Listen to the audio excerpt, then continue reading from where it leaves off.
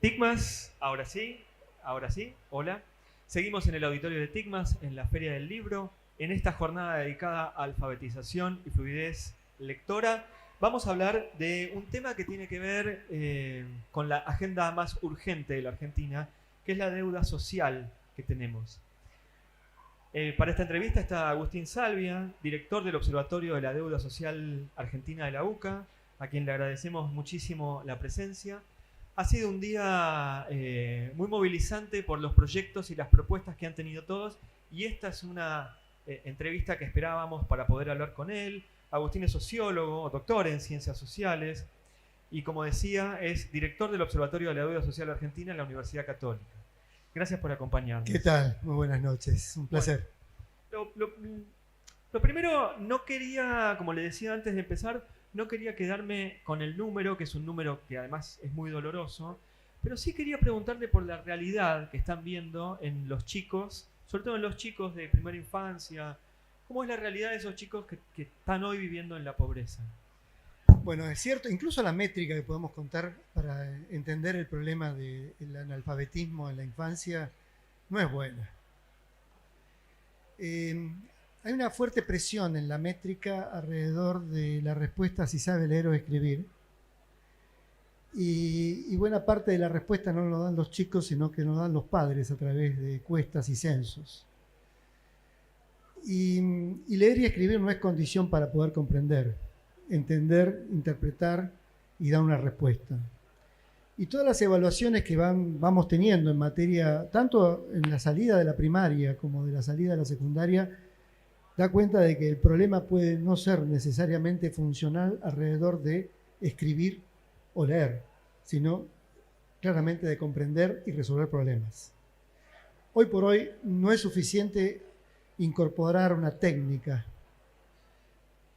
Quizás en otro tiempo la incorporación de la capacidad de leer y escribir venía acompañada del proceso de comprensión, porque había no solo un sistema educativo, sino fundamentalmente un sistema de crianza, un orden social de crianza, de socialización, que daba pistas, herramientas para ese salto cuántico que significa para un chico comprender, representar en números o en letras y en palabras y en oraciones sus sentimientos o lo que representa. Entonces, la realidad de nuestro país es muy heterogénea. Yo escuchaba a la intendenta y creo que lo que pueden hacer es mucho, pero Vicente López es un paraíso en el caso argentino. ¿Bien? Entiendo ¿Bien? lo que Es va un a decir. paraíso. Es decir, es el Edén.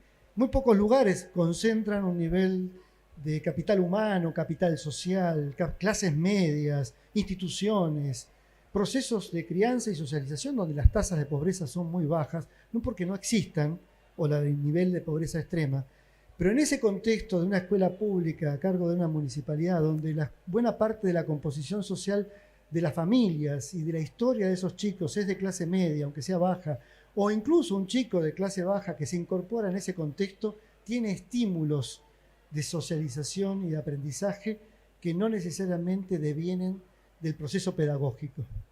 Ahora, no quiere decir que el proceso pedagógico no tengamos que pensar en él y pensar cómo innovamos en él, ¿bien? Lo que quiero señalar es que quizás en el mejor de los escenarios lo que puede estar ocurriendo en las clases medias es la demanda de mejores procesos de enseñanza, aprendizaje, ya desde la pequeña o de la primera infancia hasta la primaria o la secundaria, y generalmente ese tercio de la sociedad argentina lo resuelve, lo va resolviendo en la escuela pública y o en la escuela privada, o a través de sus propias inversiones privadas en materia de formación y de recursos, o la atención y el tiempo que le dedican los padres, las madres, los hermanos a esos procesos.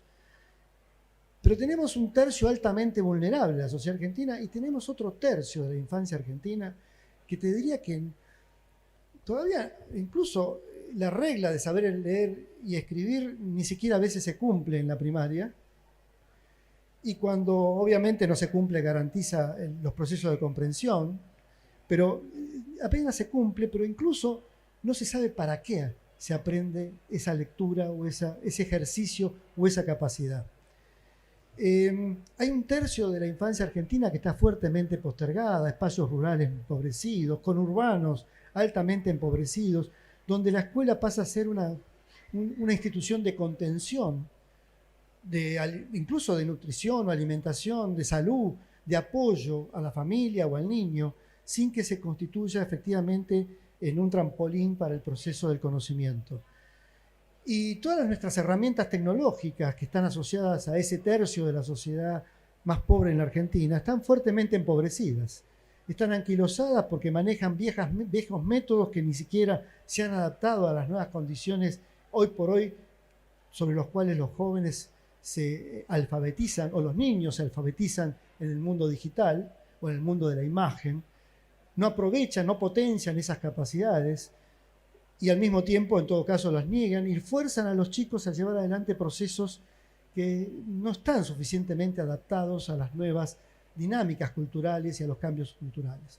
Y tenemos un tercio de la infancia vulnerable, de clases medias bajas, de sectores populares, que pretenden esforzarse y luchar para mejorar su capacidad de aprendizaje a través de las familias, pero tampoco encuentran los recursos institucionales. No están esas escuelas, no están esos centros de primera infancia que empiezan a incentivar a los chicos desde la primera edad, de los primeros tiempos, no está la escuela primaria o preescolar y primaria acompañándolos, e incluso la escuela secundaria muchas veces los expulsa.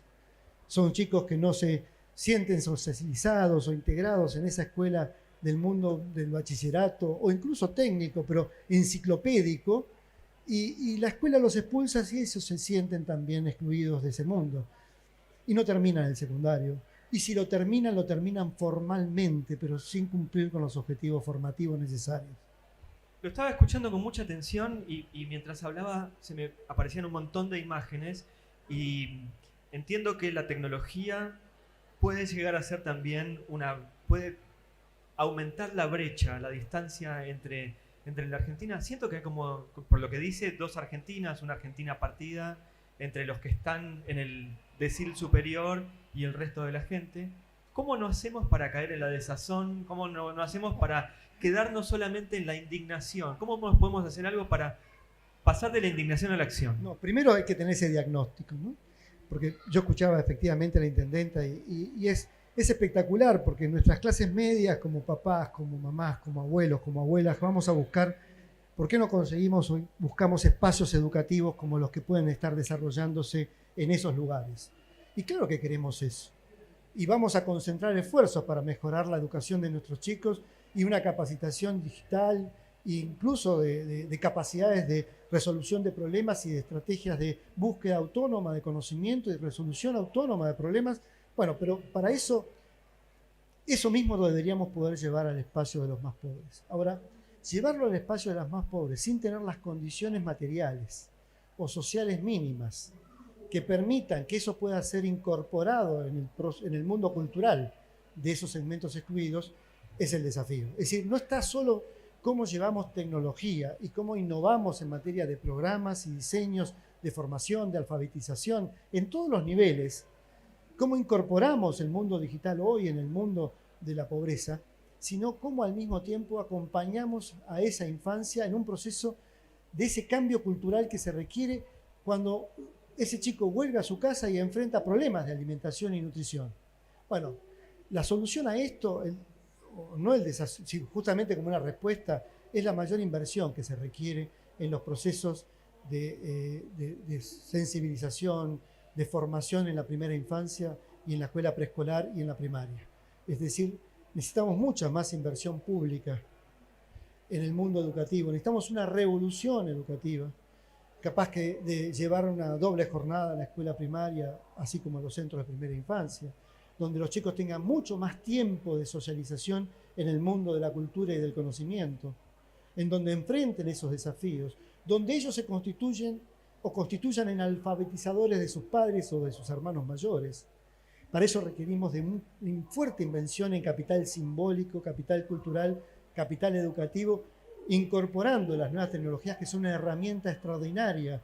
No, porque quedó implícito en tu pregunta que efectivamente hay un proceso de ampliación de la brecha digital y por lo tanto de la brecha de conocimiento y de capacidades, ¿no? Es lo que entendí de la primera respuesta. Correcto, es así. Ahora, ¿cómo rompemos esto? No es que rompemos eso ni quitando el mundo de la digitalización y de las nuevas tecnologías en los chicos que tienen más recursos, ni necesariamente dotándolos a esos chicos más pobres de tecnología simplemente, sino de un contexto de aprendizaje, de un contexto de vida.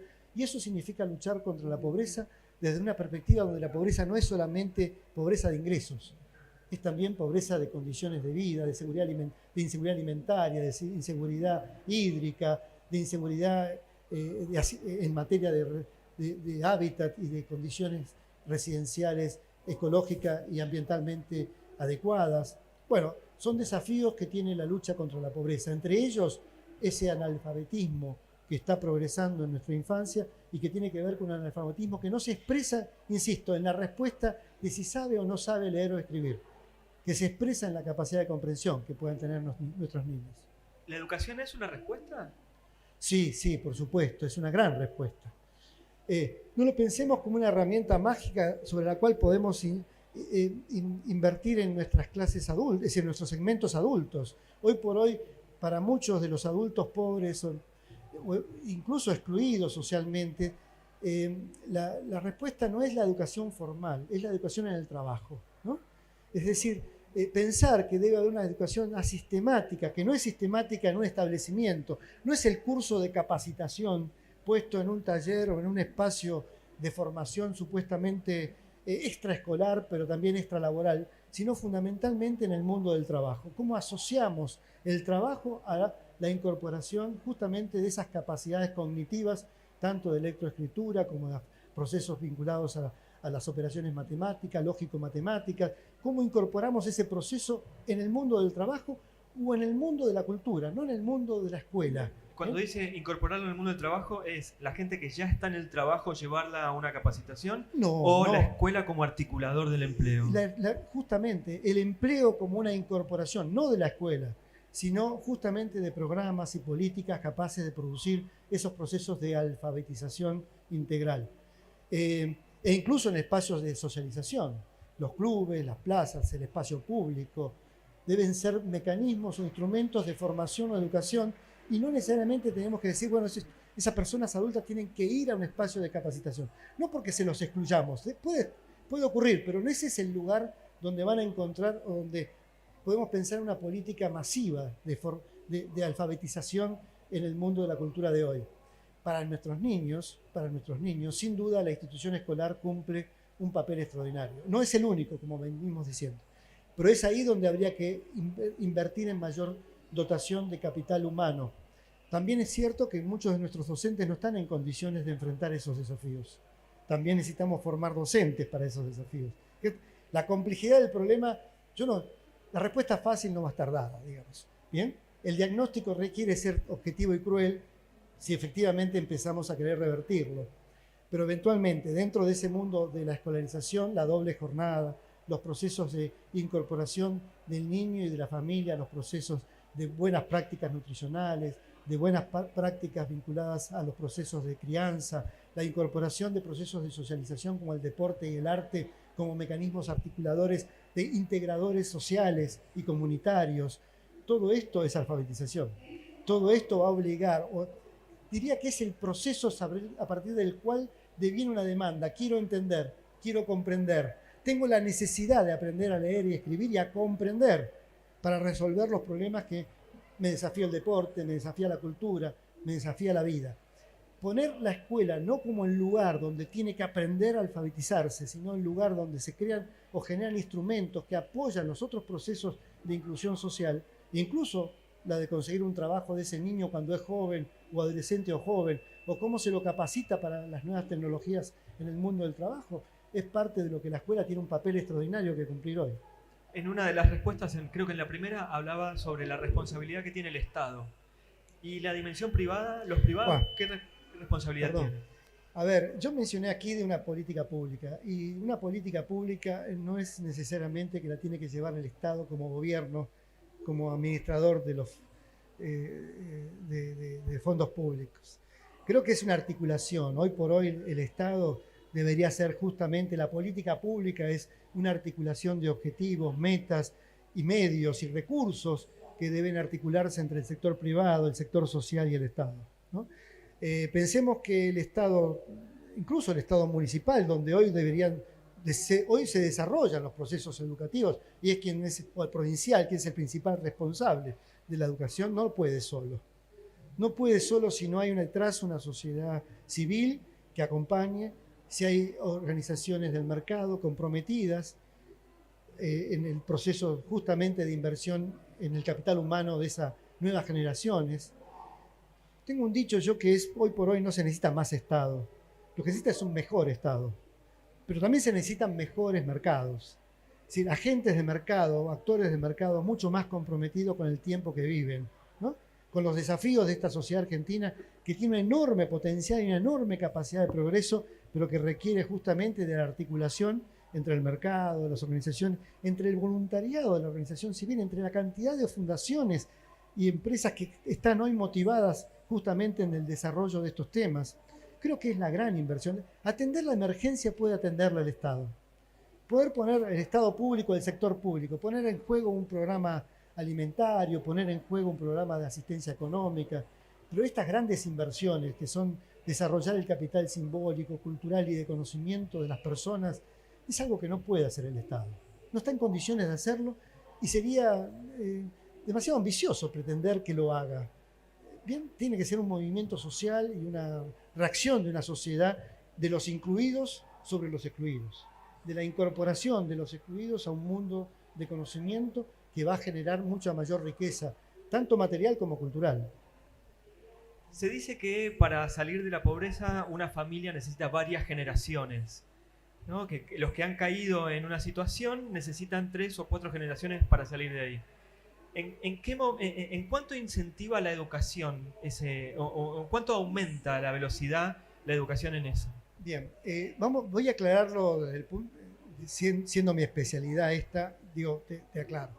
Hoy si el nivel de pobreza en Argentina está entre 50 y 60% de la pobreza, de la población en situación... 1 de cada 2 personas. Sí, en pobreza.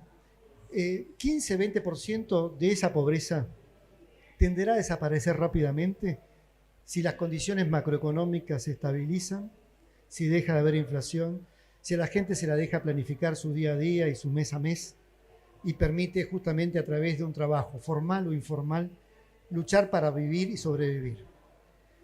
Pero sin embargo tendríamos un 30% de población que por mucho que siga haciendo eso todos los días en condiciones de no inflación, no lo va a hacer, no es fácil, porque la productividad vinculada a su trabajo no es un empleo, su trabajo es un trabajo de subsistencia. Es el vendedor ambulante, es el artesano, es el limpiavidrio, es el que brinda servicios eventuales. Bien, detrás de esto hay como 3-4 millones de personas. Un tercio de la sociedad argentina depende de esos trabajos, de los trabajos en cooperativas empobrecidas, bien, de esos albañiles eventuales, de esas mujeres de servicio doméstico por hora que no están suficientemente alfabetizadas. Bueno, esa generación sí requiere de un cambio generacional. Sin duda va a requerir de esos programas sociales por un tiempo o por mucho tiempo, como asistencia económica. Pero el cambio de situación puede estar en una generación, no en 2. Si comenzamos hoy. Porque si no, lo que vamos a tener es a esos padres y a sus hijos en la deuda social. Si empezamos hoy, justamente sus padres y abuelos tendrán la posibilidad, eventualmente gracias a esos niños que se convertirán en jóvenes y podrán ser protagonistas de un mundo económico y cultural distinto, justamente arrastrarlos a la inclusión, sacarlos de la pobreza. Entonces necesitamos una generación. Es la inversión de 15 a 20 años.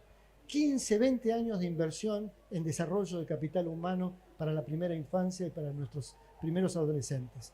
Esa inversión es crucial para pensar en una Argentina de acá, 15, 20 años, que cambie su rostro en vez de pobreza por riqueza.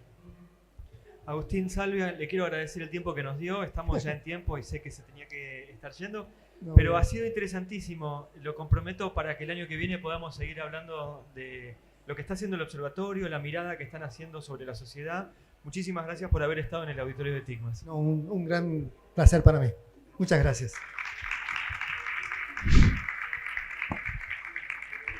Muchas gracias.